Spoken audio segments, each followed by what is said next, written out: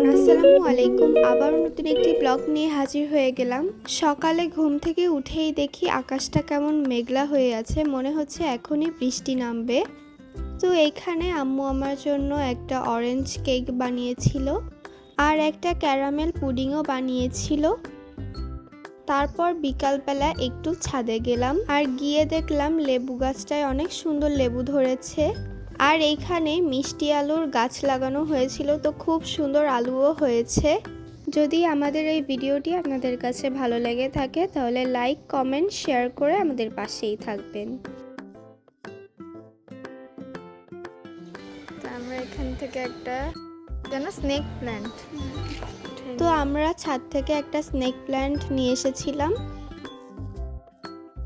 আমাদের একটা অ্যালোভেরা গাছ।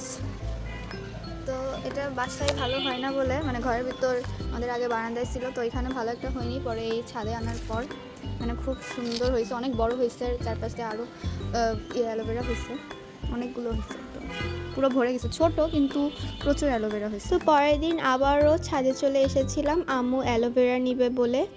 আর আমাদের ছাদে কিন্তু প্রচুর গাছ আছে। এখন এটা হচ্ছে ড্রাগন ফলের একটা গাছ, আর আমাদের ড্রাগন ফলের গাছও আছে এখানে। এটা ছোট্ট, একদমই ছোট। আর আম্মু এখান থেকে কিছু পাতা তুলে নিচ্ছিল আমার জন্য হেয়ার অয়েল বানাবে বলে। তো এই যে এখানে সব ধরনের পাতা তোলা হয়ে গিয়েছে, এখন এখান থেকে একটা অ্যালোভেরা নিয়ে নিবে। তারপর দেখলাম পাশেই একটা আম গাছে কত বড় বড় আম ধরেছে।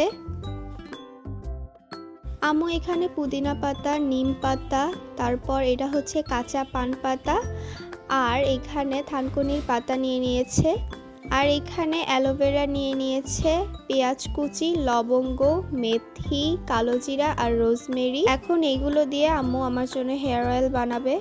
তো এই যে এটা হচ্ছে পিওর কোকোনাট অয়েল। নারিকেল তেলটা দেওয়ার পরে এখন সব উপকরণগুলো দিয়ে দিচ্ছে।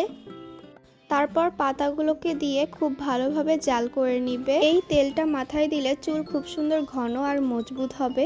এই ভ্যানিলা কেকের রেসিপিটা যদি আপনাদের প্রয়োজন হয় তাহলে আমাদের কমেন্টে জানাতে পারেন। এরপর আম্মু এখানে নারিকেল তেল বানিয়েছিল।